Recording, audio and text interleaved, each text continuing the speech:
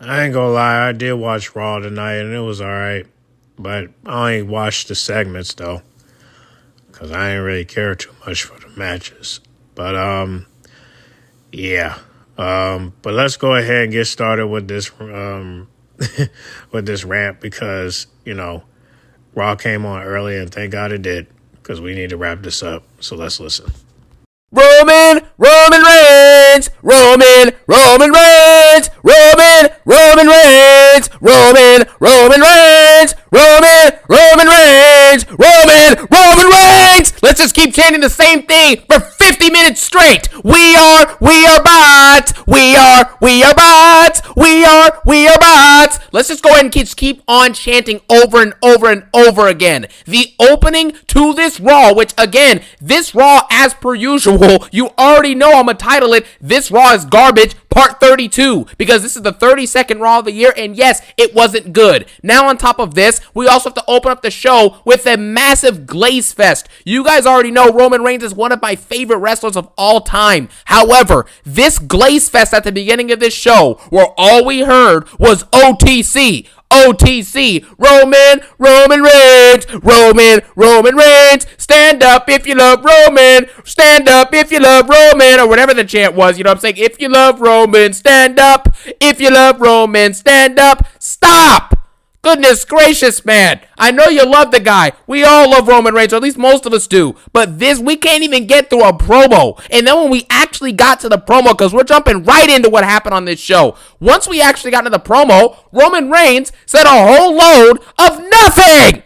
How in the world does Roman Reigns go out there and have nothing to say? He could have actually attacked Seth Rollins on the mic. He could have attacked CM Punk, Paul Heyman, and Bronson Reed. Just straight up buried them on the mic like someone of his caliber should be doing consistently at this point. But instead, he comes out and talks about Dr. Libations. He mentions Seth Rollins. And then he brings up Bronson Reed taking his shoes and how Roman's not the same guy he used to be. I'm like, dude, what is this?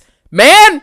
Why is Roman Reigns not getting on the mic and destroying everybody, bro? Do you remember when he was the tribal chief and he was absolutely just destroying people on the mic and attacking them and actually exposing them? That promo he had on Seth before Mania 40 was iconic. And now you look at this and all he can say is he opens up the promo, he goes, I'm not the same guy that I was a few years ago. I'm not the same guy, guys. I'm not the same guy anymore. Like, bro, come on, man. And then he brings up how Cody Rhodes predicted it in that promo where Cody said he would be a chief without a tribe. And then when he brings up the fact that Cody predicted it, Cody Rhodes actually gets booed. He gets booed literally when Roman mentions it. And then Roman literally comments on it and goes, interesting. After they start booing Cody Rhodes, you know what I'm saying, for him predicting the stuff, with Roman Reigns. And then they basically start chanting, F you, Rollins. You get what I'm saying? And then he basically says that he has no bloodline and things aren't the same. He says things aren't the same like 3 or 4 times, but never really dives completely into it because I guess it's pretty self-explanatory. And then he brings up Jey Uso being in the Fatal 4-Way and how he's proud of Jey.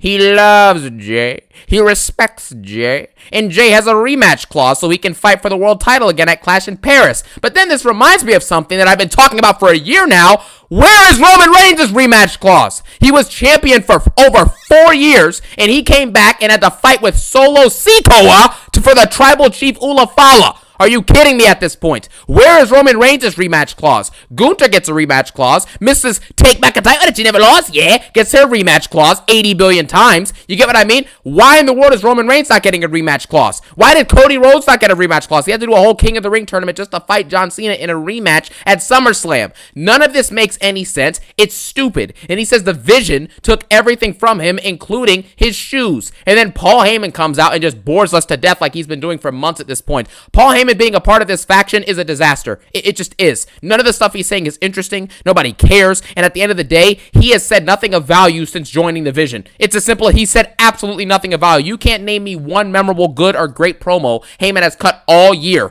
It's as simple as that. Post-WrestleMania, he hasn't done anything, man. And the moral of the story is basically, as Heyman's cutting his promo, the crowd's basically telling him to shut up, you know what I'm saying? They're basically chanting at him and Brunson to shut up, shut the F up, whatever they say. And that's basically it, okay? They just want him to shut up because nobody cares. They chant this every week at them because nobody cares what they have to say, okay? Paul Heyman basically says he still loves Roman. He's still proud of Roman. He still appreciates Roman. You know what I'm saying? Because everything is about love and care and appreciation as per usual. Then after this, Roman Reigns basically is just standing there looking around, seeing that he has no bloodline behind him. Like, you were just teaming with the bloodline at Survivor Series like, 9 months ago?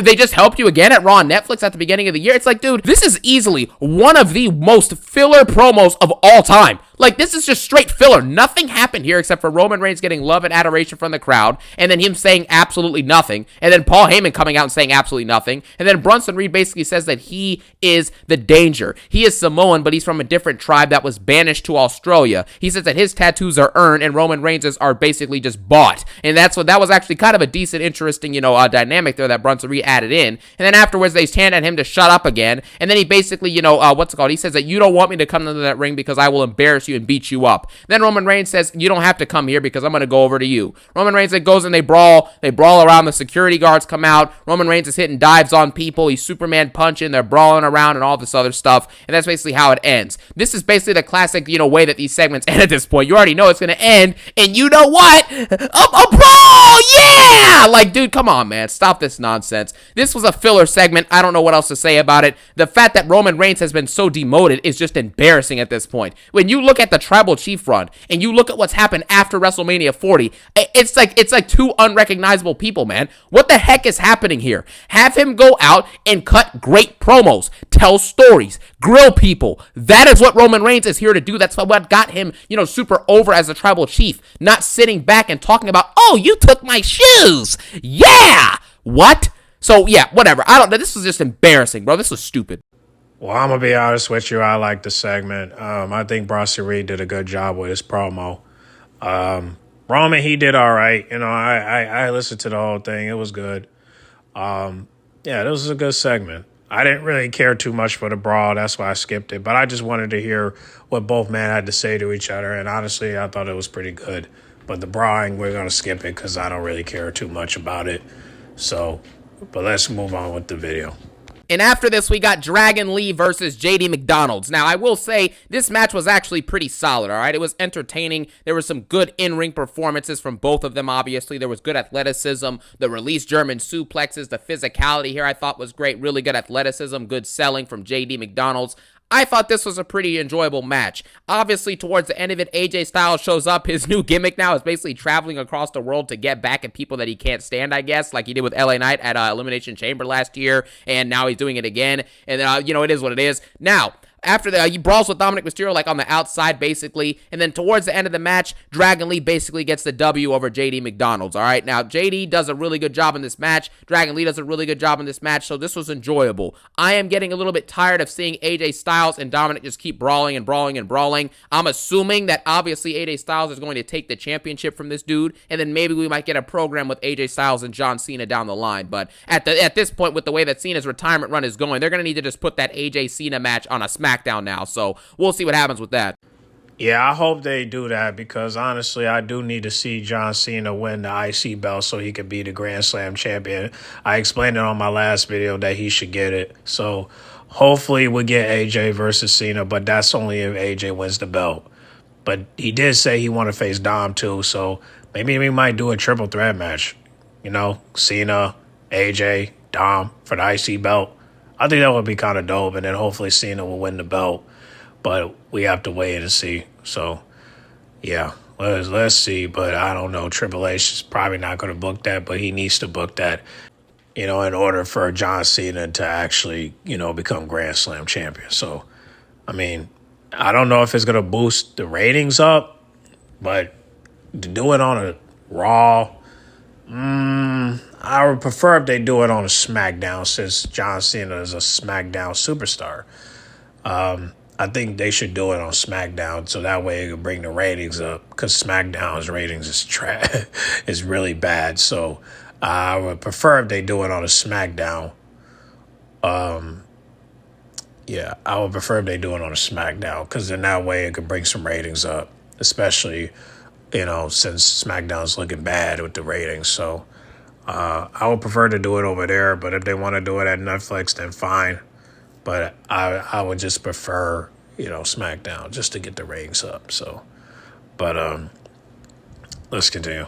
And then we had Penta versus Kofi Kingston. Again, nobody cares about this. I've already gone on a tangent about this last week. At the end of the day, all WWE and Triple Fraud are going to be doing are basically just doing rematches over and over and over again, or having people repeat the same segment. For example, you had Roman Reigns come out and say nothing, like he literally has done before since he's come back as the OTC, and then it'll just end up having a brawl. Then obviously you have a situation like this where New Day as the whole faction, they'll have Grayson Waller fight the same person, then Xavier Woods will fight the same person, then Kofi Kingston will fight the same person. It's the same thing. Just like Charlotte Flair and Alexa Bliss in the build up to SummerSlam, it was Raquel and Roxanne just fought Alexa and Charlotte in back-to-back weeks. Raquel versus Charlotte, Raquel versus Alexa, Roxanne versus Charlotte, Roxanne versus Alexa, then you get the tag match. It's not creative, it's stupid, it's repetitive, and it's lazy booking. You mean to tell me that the maximum amount of quality and the maximum amount of creativity and ingenuity that you can have with this booking is basically to have the same people fight the same people for 4 weeks and then have a match at a PLE that's largely predictable and meaningless and boring, and then you just repeat the process with a different group.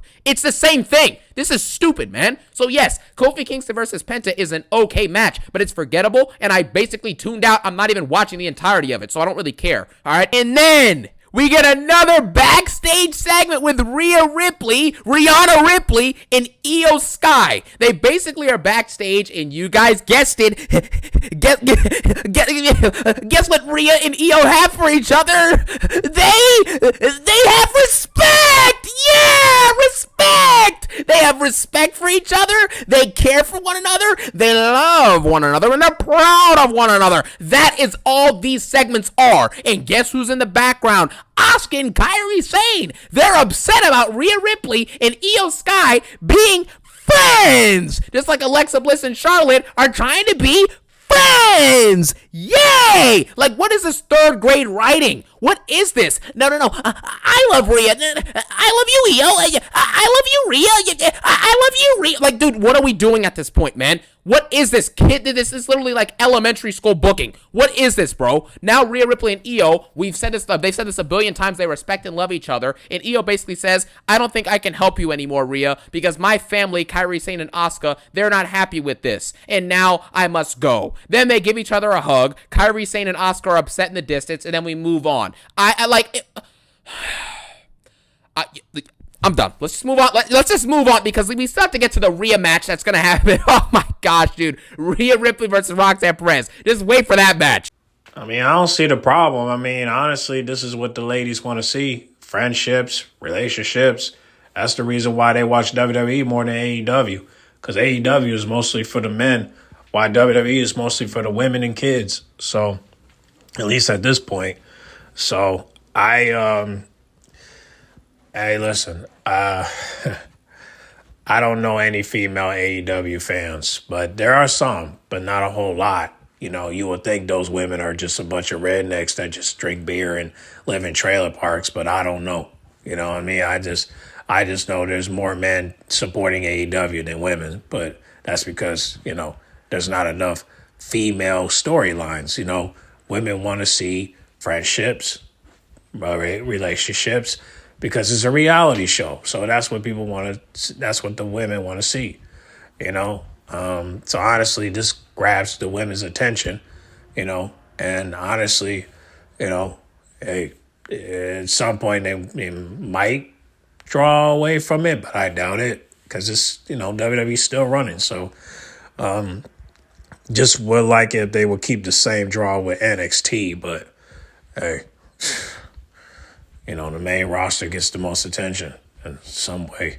So nothing wrong with it if you ask me, but, some reason it's wrong for him. But he's a guy, so most guys don't care about this, but, I do. So I don't care about this storyline, but, I mean, the fact we're talking about the Judgment Day, I mean, I guess you could say it's more like a drama series, but nothing to compare to what these women think it is.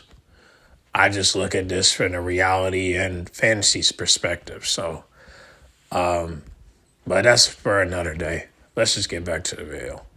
And next, we had a promo with Nikki Bella and Becky Lynch, okay? Becky Lynch basically comes out there and says her spiel for like 10 seconds before Nikki Bella then comes out. Nikki Bella basically says, if you're not a dog, you know what I'm saying, then why are you acting like a B word, obviously, okay? After that takes place, she basically gets in the ring and they cut their promo together. Becky Lynch says that no matter what Nikki Bella has accomplished, and Nikki Bella brings up how she paved the way for Becky to do what she's done in her entire career, which is a good point. Becky Lynch basically says she doesn't care. Then Nikki Bella then fires back and basically says that all Becky Lynch is a scared little kid, you know what I'm saying, who was still back in the corner of Charlotte Flair like her little sidekick back in the day. And so that was a nice little line. Becky Lynch then says that, that it doesn't matter because she's no one's sidekick. And then Nikki Bella says that, the fans that you bash, they made you relevant. I am making you relevant. And now you're just desperate. And then the whole crowd chants, Becky's desperate and all this stuff like that. And then Becky Lynch basically says, I'm not a coward and you will get your match at Clash in Paris, okay? So they're going to fight for the IC title at Clash in Paris. At the end of the day, no one really cares about this match if we're being 100% honest with ourselves. But at the end of the day, it's going to happen. Who really cares? This storyline, the promo they had like from a few weeks ago where Becky Lynch did the whole "you can't see me" line was cool. This promo was solid on Nikki Bella's, and I don't know what Becky Lynch was talking about. She was just saying random stuff, and then she brought up the passing of Ozzy Osbourne. I was like, dude, what are we doing at this point, man? It was just very, very odd. I don't like what Becky's doing the last couple weeks as champ. It's just very repetitive and very boring. Like, even the line where she's like, Sports Illustrated calls me the GOAT too. Like, dude, stop. Relax yourself.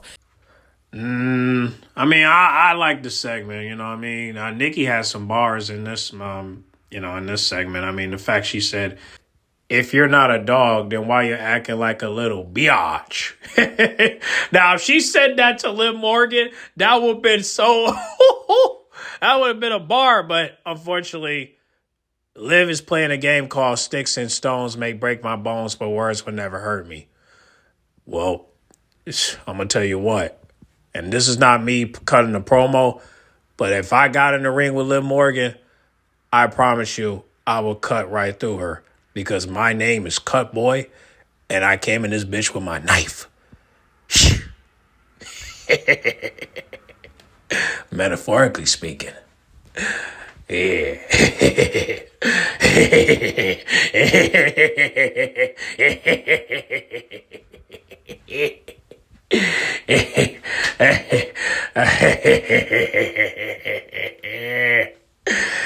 Yeah, she don't want no smoke with me.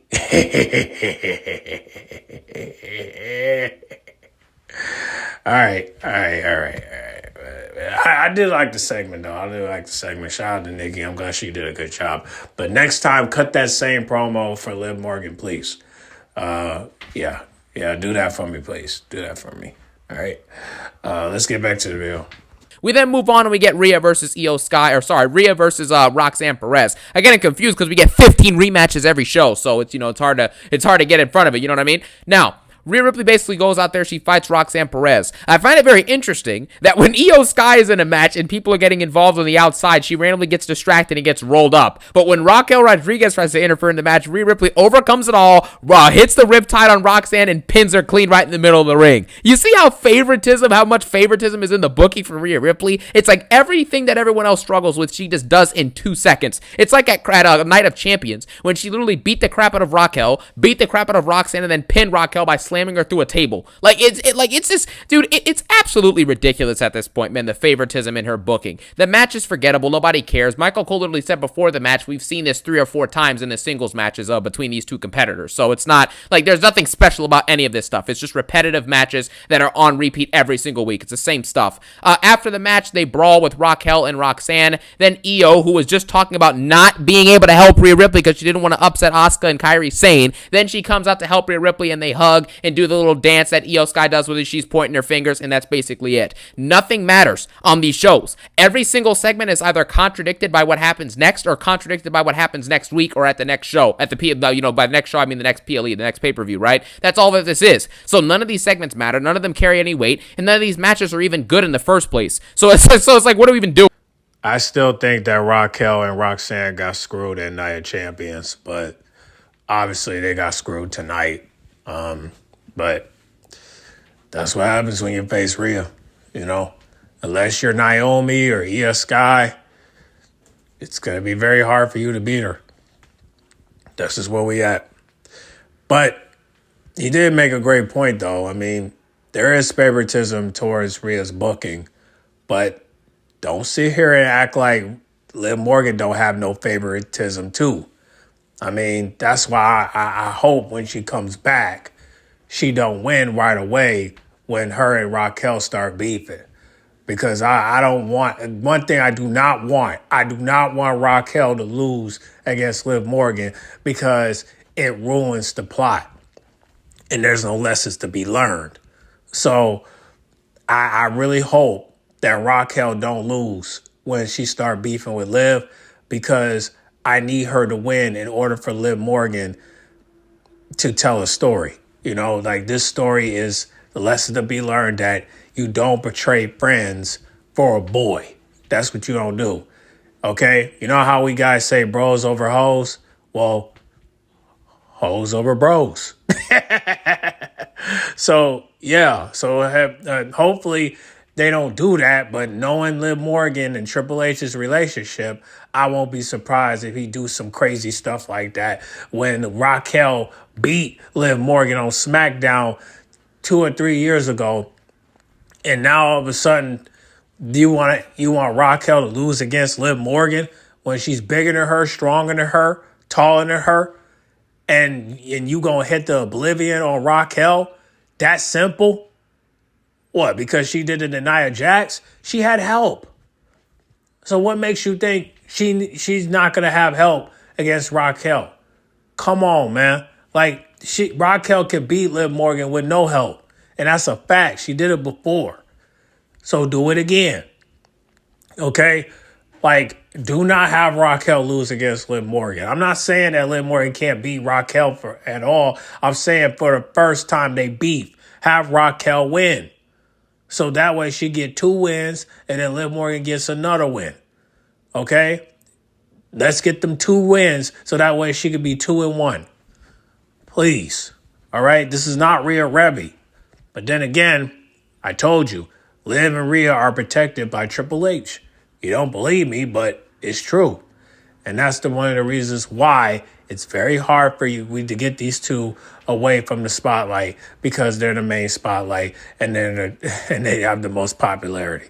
Okay? But again, y'all gonna see what I'm talking about when she comes back. So let's just continue.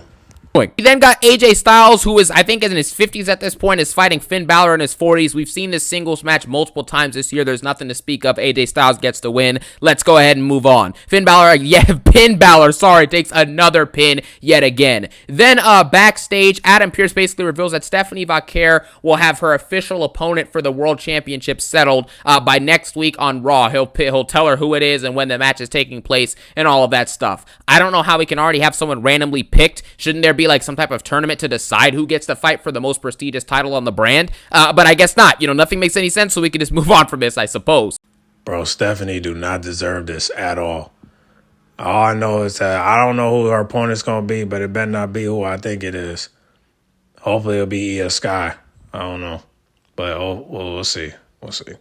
After this takes place, we then have a backstage segment where it's also confirmed that Dominic Mysterio will fight AJ Styles for the Intercontinental Championship next Monday on Raw in France. Not at the actual PLE Clash in Paris, but we're going to do it at Raw. Let's not give AJ Styles, who's on his way out the door probably next year or the year after, he's going to retire soon. Let's not give him a big moment on a big Paris, PLE in France, giving him a massive moment that will be remembered forever. Let's just have it happen on a random Raw after the show. No one will care. The match will probably be 10 minutes, and maybe we'll let AJ Styles win if we feel like it. That is the effort that Triple H, who when they went to Gorilla, during LA Knight and Braun Breaker's Brawl before the match, I don't even think Triple H was even backstage yet again. So it's like, dude, this is just some of the dumbest stuff ever. There's no effort put into any of this. There's zero respect. As much as they talk about respect on this show, they say it a billion times, there's zero respect to legends. AJ Styles is actually sitting here, and he can't even get a PLE Intercontinental Championship match despite being on the show every week. But Nikki Bella and Becky Lynch, who have had one segment, they get a match. Rusev and Sheamus have been brawling for weeks and weeks, they get a match. But AJ Styles and Dominic for an actual championship can't get anything at a France PLE? You know how they reacted to AJ Styles last year in France with Cody Rhodes. It's like, dude, I have no words left for this, man. This is just stupid at this point. Well, I think what matters is that is Finn Balor going to be happy at the fact that Dom is going to lose his belt. I am shocked that he is smiling about it because I thought they were on the same page, but I guess not. Maybe Finn is going to try to cost him like Dom did when, Finn was facing Braun Breaker on Monday Night Raw. We guess we're going to have to wait and see, but I won't be surprised if Finn costs him the belt. Just got to wait. But let's continue. We then move on yet again. And I'm pretty sure now, we had a backstage segment with Roman and Jey Uso where Roman Reigns finally gives Jey some advice. He didn't do it at Mania, you know what I'm saying, when Jey was having the biggest match of his career, but he'll do it for a meaningless fatal four-way that Jey Uso's probably going to lose. Roman Reigns basically tells Jey Uso to seize the moment and make our bloodline, make our family proud, and do it for yourself. You get what I'm saying? Do it for you. You're the champion. Bring it back to your household and do what you do best. Roman then Superman punches Bronson Reed backstage, and then LA Knight and Braun Breaker brawl, and then the match starts. I didn't even watch this match besides the last minute of it because we already know how this stuff is going to end. It's basically going to be a situation where at the end of the show, the Vision will come out, and then you'll either have a collection of Punk, Sammy, Braun, Penta, or what's it called, or LA Knight will come out and brawl with the faction, and that's how the show ends. And that's exactly how it ended here. They brawl with the Vision, everyone comes out, and then Jey Uso stands tall while the Vision sits on the ramp, and Seth Rollins acts like he's some big architect and some genius for the faces fighting each other, before this fatal four-way. And the crazy thing is, LA Knight got pinned by Braun Breaker. You get what I'm saying? He got pinned by Braun Breaker literally 6 days before a world championship match. They do Triple H cannot stand LA Knight, bro. It's so obvious at this point. LA Knight gets no favorable booking. He's extremely talented and super over, and this dude gets absolutely nothing but get pinned and pinned and pinned. Imagine getting pinned 6 days before your championship match at the PLE. That is so embarrassing and just disrespectful, bro. But that's how the show ended. CM Punk and LA Knight push each other. They brawl for a second. Jey Uso then super kicks CM Punk after CM Punk, shoved LA Knight into a super kick. Jey Uso stands tall and yeets to end the show, and that's basically it.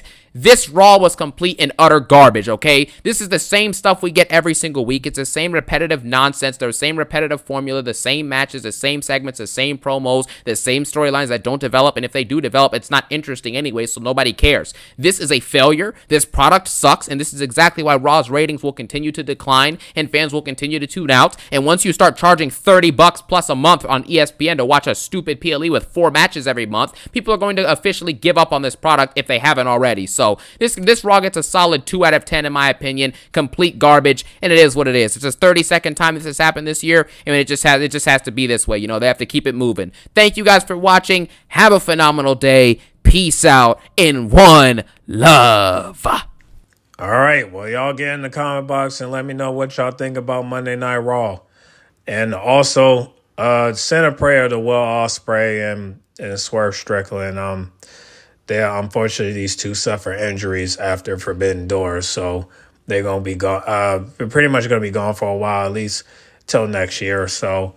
If you guys believe in God, pray that they'll get a speedy recovery. If you don't believe in God, just, believe in healing energy and that, they'll be, that their surgeries will go successfully to the point where we'll see them next year and they'll become stronger than ever. So y'all get in the comment box and let me know what y'all think about Monday Night Raw, and send a prayer to Will Ospreay and Swerve Strickland, all right?